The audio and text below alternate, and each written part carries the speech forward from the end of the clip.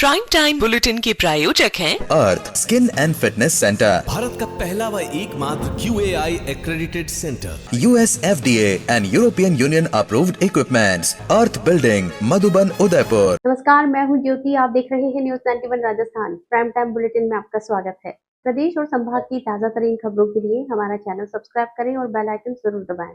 चलिए खबरों का सिलसिला शुरू करने से पहले नजर डालते हैं अब तक की टॉप हेडलाइंस पर। हेडलाइन के प्रायोजक हैं आरके प्रॉपर्टीज एंड कंसल्टेंट। आपके लिए आरके प्रॉपर्टीज लाए हैं आरके कनक एलिट्स ढीकली उदयपुर में रेडीमेड 3 BHK होम्स सिर्फ 55 लाख में। बेहतर लोकेशन, गेटेड सोसाइटी और फैमिली के लिए कंफर्टेबल लाइफस्टाइल के साथ अब अपनों का घर है बिल्कुल ready. Visit RK property and consultant, तीतड़ी, उदयपुर। जेपी अस्पताल में हुए हंगामे के मामले में अब तक 13 आरोपी हुए गिरफ्तार। कोर्ट के आदेश के बाद भेजा जेल। बकाया भुगतान को लेकर हुआ अनोखा विरोध। युवक ने सिर मुंडवाकर पंचायत के खिलाफ जताई नाराजगी। ड्रग तस्कर की 1 करोड़ की संपत्ति हुई फ्रीज। सक्षम प्राधिकारी से स्थायी अनुमोदन के बाद पुलिस ने कार्रवाई को दिया अंजाम। MB अस्पताल का बॉयज हॉस्टल बना शराबियों का अड्डा। छात्रावास की छत पर आए दिन सज रही शराब की महफिलें। उदयपुर के जेपी ऑर्थोपेडिक हॉस्पिटल में तोड़फोड़ और मारपीट मामले में पुलिस ने बड़ी कार्रवाई करते हुए अब तक 13 आरोपियों को गिरफ्तार कर लिया है। सभी आरोपियों को कोर्ट में पेश किया गया, जहां से उन्हें न्यायिक हिरासत में भेज दिया गया। मामला सड़क हादसे में घायल कपड़ा व्यापारी के इलाज में लापरवाही को लेकर अस्पताल में हुए हंगामे और तोड़फोड़ से जुड़ा है। पुलिस पूरे प्रकरण में आगे की जांच कर रही है। 2 जून को जेपी ऑर्थोपेडिक हॉस्पिटल में हुई मारपीट और तोड़फोड़ की घटना के बाद उदयपुर पुलिस लगातार कार्रवाई कर रही है। इसी क्रम में पुलिस ने मामले में शामिल 13 आरोपियों को गिरफ्तार कर लिया है। गिरफ्तार आरोपियों में कमलेश कुमार जैन, लक्ष्य जैन, अक्षत जैन, गौरव जैन, अंकित जैन, राजेश जैन, रजत जैन, अजीत जैन, चंद्र प्रकाश जैन, सनत कुमार जैन सहित कुल 13 आरोपी शामिल हैं। गिरफ्तारी के बाद सभी को न्यायालय में पेश किया गया, जहां से उन्हें न्यायिक हिरासत में भेज दिया गया है। गौरतलब है कि ये पूरा मामला सड़क हादसे में घायल कपड़ा व्यापारी कुलदीप जैन के इलाज से जुड़ा हुआ है। परिजनों ने अस्पताल प्रशासन पर इलाज में लापरवाही का आरोप लगाते हुए जेपी अस्पताल में जमकर हंगामा किया था। इस दौरान अस्पताल परिसर में तोड़फोड़ और डॉक्टरों के साथ मारपीट की घटनाएं भी सामने आई थी। घटना की सूचना मिलने पर अतिरिक्त पुलिस अधीक्षक उमेश ओझा के नेतृत्व में पुलिस का जाब्ता मौके पर पहुंचा और हालात को नियंत्रित किया। इसके बाद अस्पताल प्रबंधन और चिकित्सकों की ओर से लिखित शिकायत दी गई, जिसमें तोड़फोड़ और मारपीट के आरोप लगाए गए। जिला पुलिस अधीक्षक डॉक्टर अमृता दोहन ने बताया कि मामले की गंभीरता को देखते हुए तत्काल पुलिस अधिकारियों को मौके पर भेजा गया और कानून व्यवस्था बनाए रखी गई। पुलिस ने भारतीय न्याय संहिता की विभिन्न धाराओं के साथ राजस्थान चिकित्सा सेवा व्यक्ति और चिकित्सा सेवा संस्थान अधिनियम के तहत मामला दर्ज कर जांच शुरू की थी। फिलहाल पुलिस अन्य आरोपियों की भूमिका और पूरे घटनाक्रम की जांच में जुटी हुई है। राजसमंद में भुगतान विवाद को लेकर विरोध का अनोखा मामला सामने आया है। पंचायत भवन के बाहर धरने पर बैठे एक युवक ने सिर मुंडवाकर प्रशासन के खिलाफ अपनी नाराजगी जाहिर की। युवक का आरोप है कि उसके भाई को वर्षों तक पंचायत में काम करने के बावजूद पूरा मेहनताना नहीं मिला। वहीं पंचायत प्रशासन का कहना है कि वास्तविक बकाया राशि के भुगतान को लेकर वो तैयार हैं। राजसमंद जिले की 52 टुकड़ा ग्राम पंचायत में बकाया भुगतान को लेकर शुरू हुआ विवाद अब चर्चा का विषय बन गया है। अपनी मांगों को लेकर पंचायत भवन के बाहर धरने पर बैठे एक युवक ने विरोध का अनोखा तरीका अपनाते हुए सिर मुंडवाकर पंचायत प्रशासन के खिलाफ नाराजगी जताई। धरने पर बैठे प्रकाश प्रजापत का आरोप है कि उनके भाई रतनलाल प्रजापत ने करीब 6 वर्षों तक ग्राम पंचायत में चपरासी के रूप में कार्य किया, लेकिन उन्हें उनके कार्य के अनुरूप पूरा मेहनताना नहीं दिया गया। परिवार का कहना है कि अब पंचायत प्रशासन ये कह रहा है कि रतनलाल ने पंचायत में काम ही नहीं किया, जबकि पूर्व में उसके खाते में 30,000 रुपए का भुगतान किया जा चुका है। परिवार का तर्क है कि यदि रतनलाल पंचायत में कार्यरत नहीं था तो फिर उसके खाते में भुगतान किस आधार पर किया गया। इसी सवाल को लेकर परिवार लगातार विभिन्न स्तरों पर न्याय की मांग कर रहा है। परिजनों के अनुसार इस मामले को लेकर ग्राम पंचायत, जिला परिषद और मुख्यमंत्री पोर्टल तक शिकायतें दर्ज करवाई गईं, लेकिन अब तक कोई ठोस समाधान नहीं निकल पाया।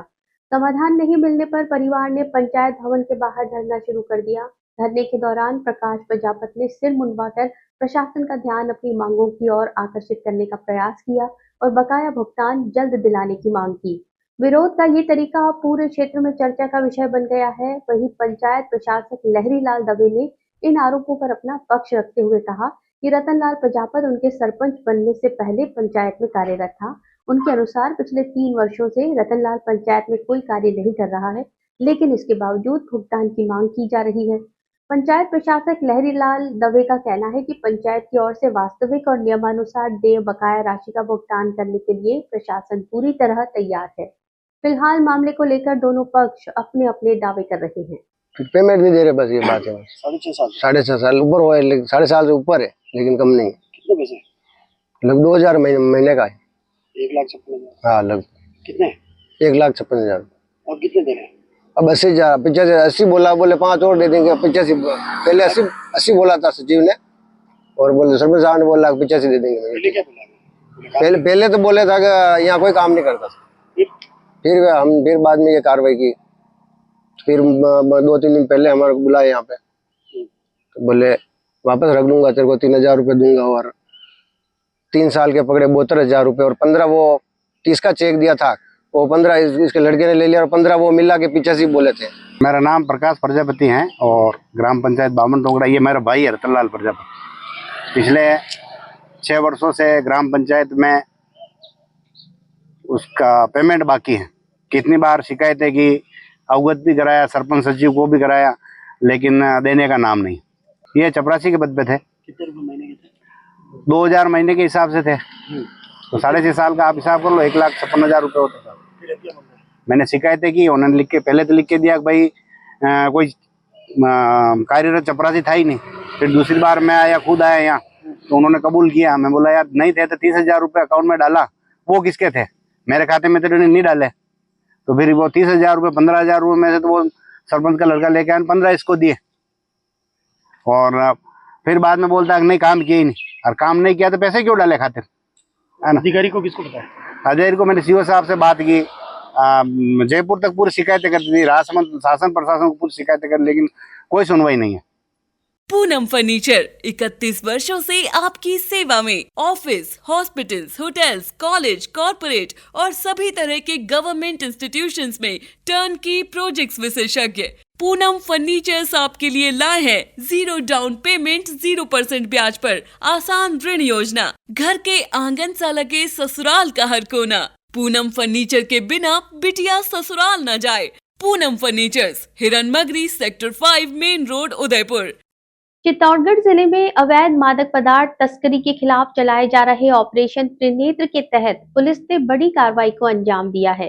निकुंभ थाना पुलिस ने एनडीपीएस एक्ट के कई मामलों में संलिप्त आरोपी की करीब 1 करोड़ रुपए मूल्य की चल और अचल संपत्तियों को फ्रीज कराया है।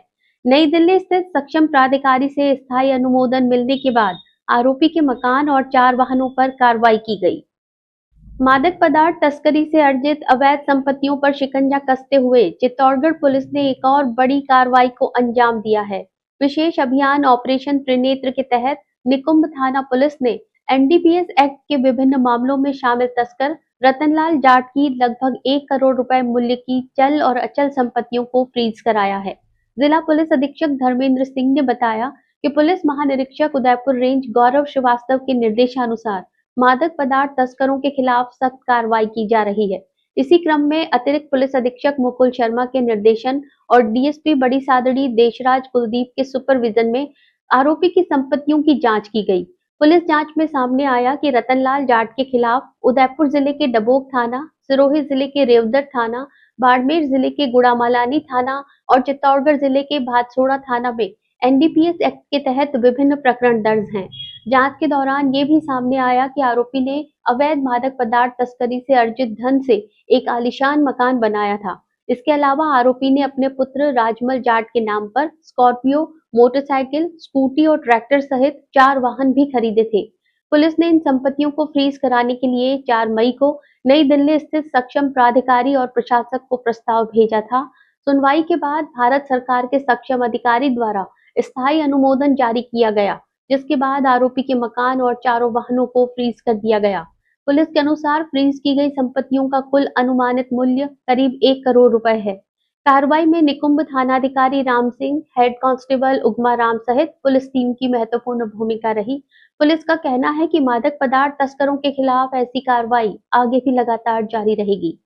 उदयपुर के सबसे बड़े महाराणा भोपाल राजकीय अस्पताल से एक बेहद शर्मनाक और हैरान करने वाला मामला सामने आया है। यहाँ मरीजों की सेवा और तीमारदारी का जिम्मा संभालने वाले नर्सेज के हॉस्टल में ही नियमों की धज्जियां उड़ाई जा रही हैं। अस्पताल परिसर में स्थित नर्सेज बॉयज हॉस्टल में आए दिन शराब पार्टियां हो रही हैं, जिससे अस्पताल प्रशासन की सुरक्षा व्यवस्था और मॉनिटरिंग पर गंभीर सवाल खड़े हो गए हैं। चिकित्सा के मंदिर कहे जाने वाले एमबी अस्पताल परिसर से आई ये तस्वीरें बेहद हैरान करने वाली हैं। हॉस्टल के भीतर का माहौल पूरी तरह से पटरी से उतर चुका है। यहाँ रहने वाले कुछ नर्सेज छात्रों और असामाजिक तत्वों द्वारा हॉस्टल की छत को मैखाना बना दिया गया। स्थानीय सूत्रों और हॉस्टल के पास से गुजरने वाले लोगों के अनुसार यहाँ आए दिन देर रात तक शराब पार्टियां चलती हैं। नशाखोरी का ये आलम इस कदर बढ़ चुका है कि हर सुबह हॉस्टल की छत पर शराब की कई खाली बोतलें आसानी से बिखरी हुई देखी जा सकती हैं। सरकारी परिसर और वो भी अस्पताल जैसी संवेदनशील जगह पर इस तरह खुलेआम शराब का दौर चलना सुरक्षा कर्मियों और वार्डन की लापरवाही को उजागर करता है। हर सुबह छत पर मिलने वाला बोतलों का ढेर इस बात का सबूत है कि यहाँ नियमों को ताक पर रखकर शराब की पार्टियों का आयोजन किया जा रहा है। इस पूरे मामले के सामने आने के बाद अब देखना होगा कि एमबी अस्पताल के अधीक्षक और संबंधित उच्च अधिकारी इन लापरवाह आरोपियों के खिलाफ क्या सख्त अनुशासनात्मक कार्रवाई करते हैं। फिलहाल अस्पताल के इस नर्सेज बॉयज हॉस्टल में चल रही इन गतिविधियों ने पूरे चिकित्सा महकमे को कटघरे में खड़ा कर दिया है। उदयपुर में वंदे गंगा जल संरक्षण जन अभियान की समाप्ति के बाद अब फूटा तालाब को लेकर सियासत गर्मा गई है। देहात जिला कांग्रेस कमेटी के नेताओं ने जिला प्रशासन पर गंभीर आरोप लगाते हुए कहा कि अभियान के दौरान जल संरक्षण और पर्यावरण संवर्धन के बड़े बड़े दावे किए गए, लेकिन फूटा तालाब आज भी अतिक्रमण और अवैध भराव की समस्या से जूझ रहा है। कांग्रेस नेताओं ने चेतावनी दी है कि समय रहते कार्रवाई नहीं हुई तो भविष्य में गंभीर जल भराव और जन हानि जैसी स्थिति पैदा हो सकती है। जल संरक्षण और पर्यावरण संरक्षण के उद्देश्य से राज्य सरकार द्वारा 25 मई से 5 जून तक चलाए गए वंदे गंगा जल संरक्षण जन अभियान 2026 को लेकर अब सवाल उठने लगे हैं। उदयपुर देहात जिला कांग्रेस कमेटी के पूर्व महासचिव प्रदीप त्रिपाठी, ब्लॉक कांग्रेस महासचिव भारत रामानुज, कांग्रेस नेता जितेंद्र चित्तौड़ा, मनोज सोलंकी, करण सिंह राठौड़, भागीरथ पडियार, दिनेश आचार्य और कांग्रेस अभाव अभियोग हिरणमगरी ब्लॉक अध्यक्ष मनोहर लाल गुर्जर ने संयुक्त रूप से जिला प्रशासन की कार्यशैली पर नाराजगी जताई है। कांग्रेस नेताओं का कहना है कि अभियान का उद्देश्य जल संरचनाओं का जीर्णोद्धार, जल स्रोतों को प्रदूषण मुक्त करना, भूजल पुनर्भरण को बढ़ावा देना, हरियालो राजस्थान की तैयारी और जल संरक्षण के प्रति जन जागरण था। इसके बावजूद हिरणमगरी सेक्टर 13 स्थित फूटा तालाब में वर्षों से बने स्थायी और अस्थायी अतिक्रमण, इमारती मलबा, अवैध भराव और कच्ची सड़क को हटाने की दिशा में कोई प्रभावी कार्रवाई नहीं की गई। नेताओं ने आरोप लगाया कि कई बार शिकायतें और मांगे उठाने के बावजूद प्रशासन राजनीतिक दबाव के चलते उदासीन बना रहा। उनका कहना है कि फूटा तालाब प्रतिबंधित भूमि की श्रेणी में आता है और राजस्थान उच्च न्यायालय के आदेशों के अनुसार यहाँ किसी भी तरह का निर्माण अतिक्रमण माना जाता है। इसके बावजूद बिना स्वीकृति बने पक्के मकान, बाउंड्री वॉल, अवैध भराव, कच्ची सड़क और अन्य निर्माण आज भी मौजूद हैं। कांग्रेस नेताओं ने चेतावनी दी कि यदि समय रहते अतिक्रमण और अवरोध नहीं हटाए गए तो अतिवृष्टि की स्थिति में प्राकृतिक जल निकासी बाधित होगी, जिससे गंभीर जल भराव, दुर्घटनाएं, जनहानि और उदयपुर शहर में बाढ़ जैसे हालात उत्पन्न हो सकते हैं। नेताओं ने प्रशासन से जनहित में तत्काल कार्रवाई कर फूटा तालाब के संरक्षण और पुनर्जीवन की मांग की है। विश्व पर्यावरण दिवस के अवसर पर उदयपुर में झील संरक्षण और स्वच्छ पर्यावरण का संदेश देने के लिए विशेष अभियान चलाया गया। भारत विकास परिषद और झील हितैषी नागरिक मंच के संयुक्त तत्वावधान में पुष्प वाटिका घाट पर झील सफाई अभियान आयोजित किया गया। नाव के जरिए झील के भीतर से बड़ी मात्रा में कचरा और अपशिष्ट सामग्री बाहर निकाली गई। अभियान के दौरान पर्यावरण संरक्षण को लेकर जन जागरूकता का संदेश भी दिया गया। झीलों की नगरी उदयपुर में विश्व पर्यावरण दिवस के अवसर पर झील संरक्षण को लेकर एक सराहनीय पहल देखने को मिली। भारत विकास परिषद उदय शाखा और झील हितैषी नागरिक मंच के संयुक्त तत्वावधान में पुष्प वाटिका घाट पर विशेष झील सफाई अभियान आयोजित किया गया, जिसमें बड़ी संख्या में पर्यावरण प्रेमियों और समाज सेवियों ने भाग लिया। झील हितैषी नागरिक मंच के संस्थापक हाजी सरदार मोहम्मद के नेतृत्व में चलाए गए इस अभियान के दौरान सदस्यों ने श्रमदान करते हुए नाव की सहायता से झील के भीतर जमा कचरे को बाहर निकाला। सफाई अभियान में करीब 6 क्विंटल अपशिष्ट सामग्री एकत्र की गई। इसमें 68 पानी और शराब की खाली बोतलें, पूजा सामग्री और अन्य तरह का कचरा शामिल रहा, जो झील की स्वच्छता और पर्यावरण के लिए खतरा बन रहा था। इस अवसर पर हाजी सरदार मोहम्मद ने कहा कि पर्यावरण संरक्षण केवल सरकार की जिम्मेदारी नहीं, बल्कि हर नागरिक का कर्तव्य है। उन्होंने कहा कि यदि जल, वायु और जंगलों में अनावश्यक मानवीय हस्तक्षेप कम किया जाए तो आने वाली पीढ़ियों को स्वच्छ जल, शुद्ध हवा और हरियाली से भरपूर वातावरण मिल सकता है। उन्होंने लोगों से झीलों में कचरा नहीं डालने और प्राकृतिक संसाधनों के संरक्षण में सक्रिय भागीदारी निभाने की अपील की। कार्यक्रम के दौरान भारत विकास परिषद के प्रांतीय पर्यावरण संयोजक संतोष जैन ने पर्यावरण संरक्षण का संदेश देते हुए वृक्षारोपण, जल संरक्षण, ऊर्जा बचत की शपथ दिलाई। इस अभियान में लगभग 100 नागरिकों ने शपथ पत्र पर हस्ताक्षर कर पर्यावरण संरक्षण का संकल्प लिया। वहीं शाखा सचिव डॉक्टर भूपेंद्र व्यास ने झीलों को स्वच्छ बनाए रखने का आह्वान किया। अभियान में शामिल सभी लोगों ने झील संरक्षण और पर्यावरण जागरूकता को आगे बढ़ाने का संकल्प भी दोहराया। बांसवाड़ा जिले के दानपुर थाना क्षेत्र से एक हैरान कर देने वाली घटना सामने आई है।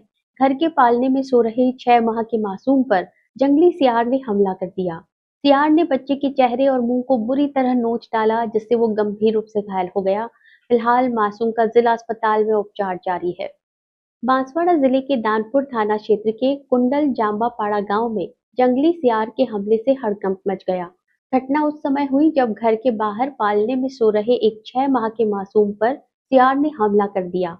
जानकारी के अनुसार रितेश घर के पालने में सो रहा था। इसी दौरान उसके माता-पिता पास की नदी में स्नान करने गए हुए थे। परिवार के अन्य सदस्य भी आसपास मौजूद नहीं थे। इसी दौरान जंगल की ओर से एक जंगली सियार आया और बच्चे पर हमला कर दिया। बताया जा रहा है कि सियार ने मासूम के मुंह और चेहरे को बुरी तरह नोच दिया। हमले के दौरान बच्चा जोर-जोर से रोने और चीखने लगा। बच्चे की आवाज सुनकर आसपास के ग्रामीण तुरंत मौके पर दौड़े। लोगों की आहट सुनते ही सियार वहां से भाग निकला। ग्रामीणों ने गंभीर रूप से घायल बच्चे को तत्काल अस्पताल पहुंचाया, जहां से उसे जिला अस्पताल रेफर किया गया। अस्पताल में डॉक्टरों की विशेष टीम बच्चे के उपचार में जुटी हुई है। चिकित्सकों के अनुसार बच्चे के चेहरे पर गहरे घाव आए हैं और कई टांके लगाने पड़े हैं। ग्रामीणों का कहना है कि यदि समय रहते लोग मौके पर नहीं पहुंचते तो सियार बच्चे को जंगल की ओर ले जा सकता था। घटना के बाद पूरे गांव में भय का माहौल है। वहीं अस्पताल में मासूम की हालत देखकर माता-पिता का रो रो कर बुरा हाल है। डॉक्टरों की निगरानी में बच्चे का उपचार जारी है और उसकी स्थिति पर लगातार नजर रखी जा रही है। हज का मुकद्दस सफर पूरा करने के बाद प्रदेश के हाजी अब वतन लौटने लगे हैं। शनिवार को हाजियों की पहली फ्लाइट जयपुर एयरपोर्ट पहुंची। हालांकि निर्धारित समय से करीब 2 घंटे की देरी के कारण यात्रियों और उनके परिजनों को इंतजार करना पड़ा। एयरपोर्ट के बाहर बड़ी संख्या में मौजूद परिजनों ने हाजियों का फूल मालाओं से स्वागत किया। इस बीच हाजियों की सेवा में लगे खिदमतगारों के लिए पास नहीं बनने का मुद्दा भी सामने आया। पवित्र हज यात्रा पूरी कर लौट रहे हाजियों के स्वागत का सिलसिला जयपुर एयरपोर्ट पर शुरू हो गया है। प्रदेश के हाजियों की पहली फ्लाइट शनिवार को जयपुर पहुंची। हालांकि उड़ान अपने निर्धारित समय रात 8:30 की जगह करीब 2 घंटे की देरी से पहुंची, जिससे हाजियों और उनके परिजनों को असुविधा का सामना करना पड़ा। फ्लाइट में कुल 428 हाजी सवार थे, जो मक्का और मदीना की मुकद्दस सरजमी से हज की अदायगी कर अपने वतन लौटे। उड़ान के विलंब के कारण एयरपोर्ट के बाहर बड़ी संख्या में मौजूद परिजन लंबे समय तक अपने प्रियजनों के इंतजार में खड़े रहे। जैसे ही हाजी बाहर आए, परिवारजनों और शुभचिंतकों ने फूल मालाएं पहनाकर उनका गर्मजोशी से स्वागत किया। लंबे समय बाद अपने परिजनों से मिलकर हाजी भावुक नजर आए। कई परिवारों ने गले मिलकर एक दूसरे को हज की मुबारकबाद दी। राजस्थान स्टेट हज कमेटी के पूर्व सदस्य हाजी शाहिद मोहम्मद ने कहा कि हज इस्लाम का एक अहम अरकान है और हज से लौटने वाले सभी हाजी अपने साथ अमन, भाईचारे और इंसानियत का संदेश लेकर आते हैं। हाजी शाहिद मोहम्मद ने एयरपोर्ट प्रशासन की व्यवस्था पर भी सवाल उठाए। उनका कहना था कि हाजियों की सेवा में लगे खिदमतगारों के पास नहीं बनाए गए, जिसके कारण उन्हें एयरपोर्ट के बाहर ही रहना पड़ा। खिदमतगारों ने बाहर रहकर आने वाले हाजियों के सामान की ट्रॉलियां संभाली, उनका सामान परिजनों तक पहुंचाने में सहयोग किया। उदयपुर में अवैध हथियारों के खिलाफ चलाए जा रहे अभियान के तहत गिरफ्तार किए गए आरोपी को शनिवार को अदालत में पेश किया गया, जहां से उसे 1 दिन के पुलिस रिमांड पर भेज दिया गया। धानमंडी थाना पुलिस ने आरोपी के कब्जे से एक अवैध पिस्टल और 2 जिंदा कारतूस बरामद किए थे।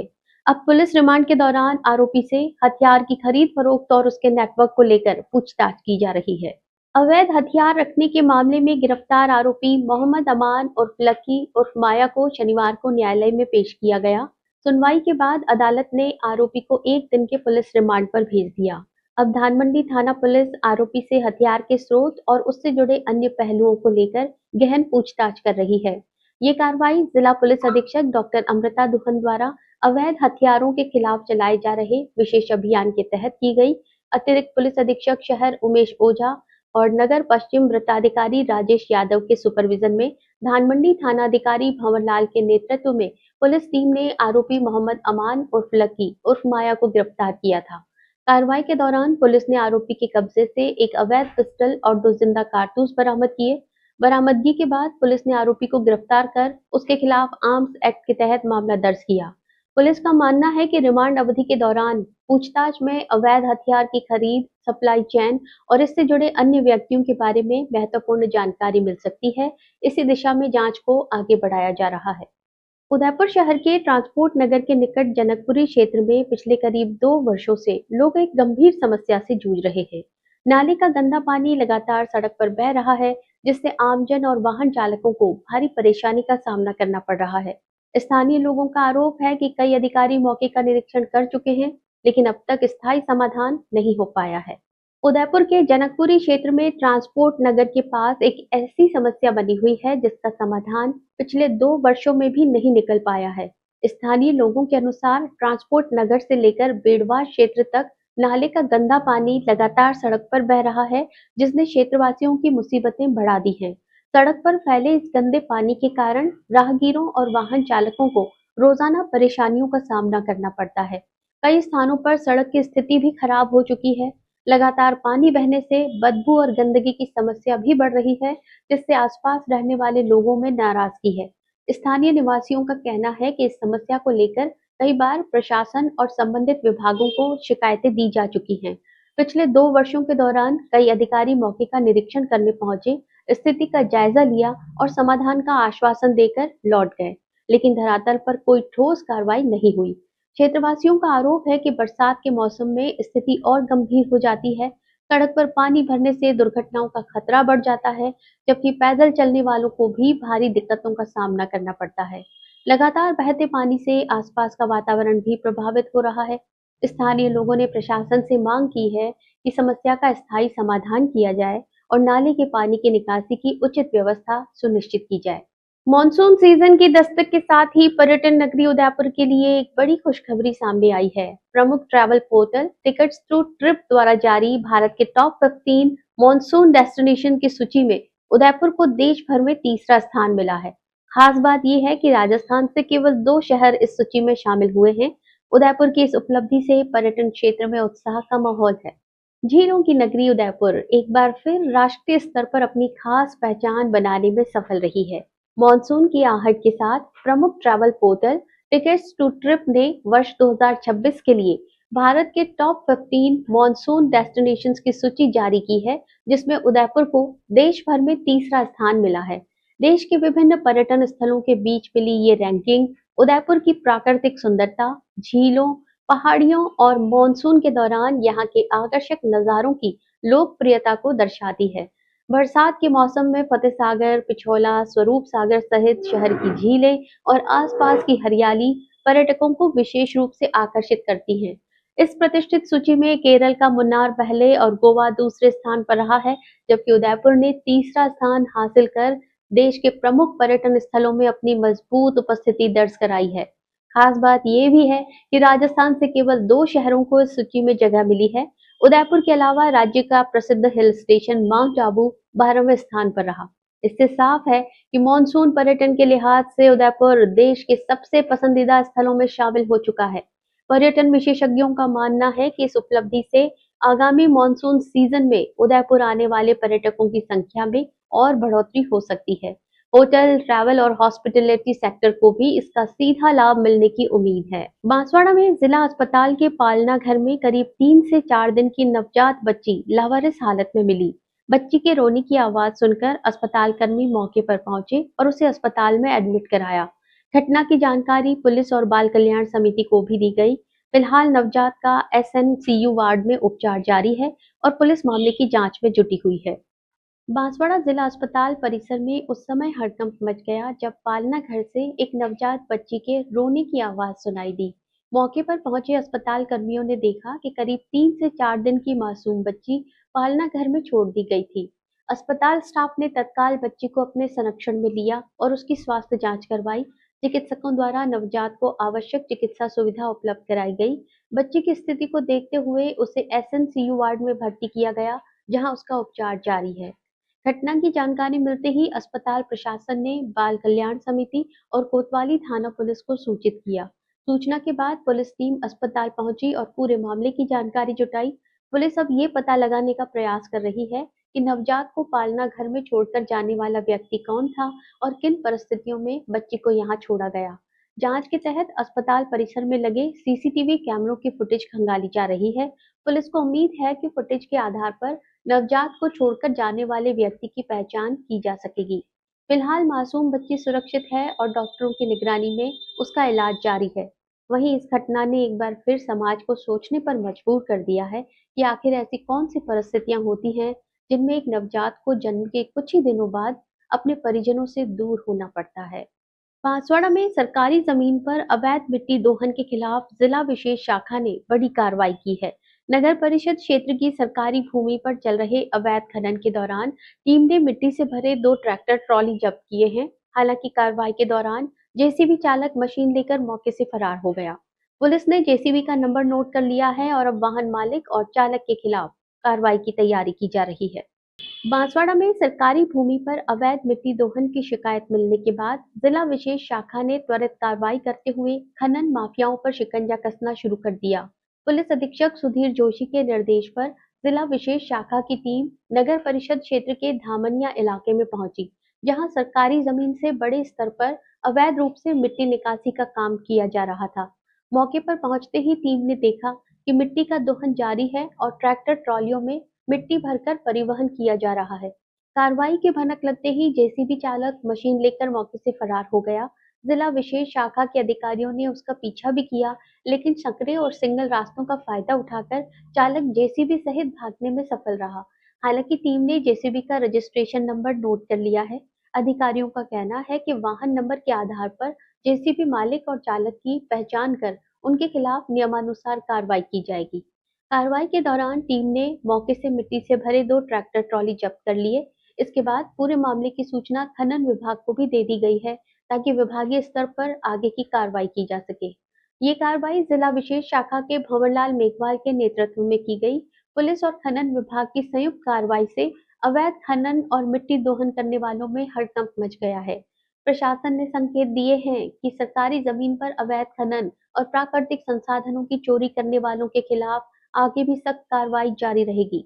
उदयपुर को स्मार्ट सिटी बनाने के दावे किए जा रहे हैं, लेकिन ओल्ड सिटी के कई इलाकों की हालत इन दावों की पोल खोल रही है।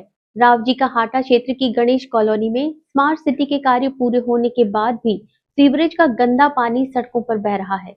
स्थानीय लोगों का आरोप है कि शिकायतों के बावजूद प्रशासन और संबंधित विभाग समस्या के समाधान को लेकर गंभीर नजर नहीं आ रहे हैं।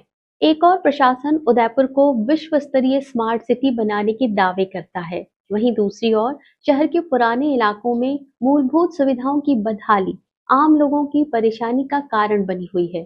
रावजी का हाटा क्षेत्र की गणेश कॉलोनी इसका ताजा उदाहरण है, जहां मुख्य सड़क पर दिन रात किसी भी समय सीवरेज का गंदा पानी जमा हो जाता है। स्थानीय निवासियों का कहना है कि स्मार्ट सिटी परियोजना के तहत क्षेत्र में विकास कार्य तो किए गए, लेकिन सीवरेज व्यवस्था को दुरुस्त नहीं किया गया। नतीजतन स्मार्ट सिटी के चैम्बर बार बार ओवरफ्लो हो रहे हैं और गंदा पानी सड़कों पर फैल रहा है। ये समस्या केवल मुख्य मार्ग तक सीमित नहीं है, बल्कि इलाके की लगभग हर गली में यही हालात देखने को मिल रहे हैं। गंदे पानी के कारण पूरे क्षेत्र में बदबू का माहौल बना रहता है, जबकि मच्छरों की बढ़ती संख्या लोगों के स्वास्थ्य के लिए खतरा बन चुकी है। क्षेत्रवासियों का कहना है कि ये स्थिति बीमारी फैलने का बड़ा कारण बन सकती है, लेकिन जिम्मेदार विभाग आंखें मूंदे बैठे हैं। सबसे चिंताजनक बात यह है कि सड़क पर जमा सीवरेज का पानी राहगीरों, दोपहिया वाहन चालकों और पर्यटकों के लिए भी खतरा बन गया है। फिसलन के कारण कभी भी बड़ा हादसा हो सकता है। स्थानीय लोगों का आरोप है कि कई अधिकारी मौके का निरीक्षण कर चुके हैं, लेकिन समस्या का स्थायी समाधान आज तक नहीं किया गया। क्षेत्रवासियों ने प्रशासन और संबंधित विभागों से तत्काल प्रभाव से सीवरेज व्यवस्था सुधारने, ओवरफ्लो हो रहे चैम्बरों की मरम्मत कराने और लोगों को इस समस्या से राहत दिलाने की मांग की है। उनका कहना है कि स्मार्ट सिटी के नाम पर करोड़ों रुपए खर्च करने के बाद भी यदि लोगों को गंदगी और बदबू में जीना पड़े, तो ये प्रशासनिक विफलता का बड़ा उदाहरण है। उदयपुर में संस्कृत भारती के आवासीय संस्कृत भाषा बोधन वर्ग का चतुर्थ दिवस उत्साह और सांस्कृतिक चेतना से सराबोर रहा। शिविर का असर अब बच्चों की दैनिक बोलचाल में भी दिखाई देने लगा है। विद्यार्थी पोहे को पृथकम, पापड़ को परपट और पानी पूरी को जलपुरिका जैसे संस्कृत शब्दों से संबोधित कर रहे हैं। योग, संभाषण, व्याकरण, भाषा, क्रीड़ा और सांस्कृतिक गतिविधियों के माध्यम से विद्यार्थियों को संस्कृत के साथ भारतीय संस्कृति और जीवन मूल्यों का भी प्रशिक्षण दिया जा रहा है। विद्या निकेतन बालिका विद्यालय हिरणमगरी सेक्टर 4 में चल रहे संस्कृत भारती के आवासीय संस्कृत भाषा बोधन वर्ग में संस्कृत अब केवल पाठ्य विषय नहीं, बल्कि व्यवहारिक जीवन का हिस्सा बनती दिखाई दे रही है। शिविर के चतुर्थ दिवस पर विद्यार्थियों की दिनचर्या और संवादों में संस्कृत का प्रभाव स्पष्ट नजर आया। वर्ग संयोजक संजय शांडिल्य ने बताया कि प्रशिक्षण के दौरान बच्चे अब भोजन और दैनिक उपयोग की वस्तुओं के लिए संस्कृत शब्दों का प्रयोग कर रहे हैं।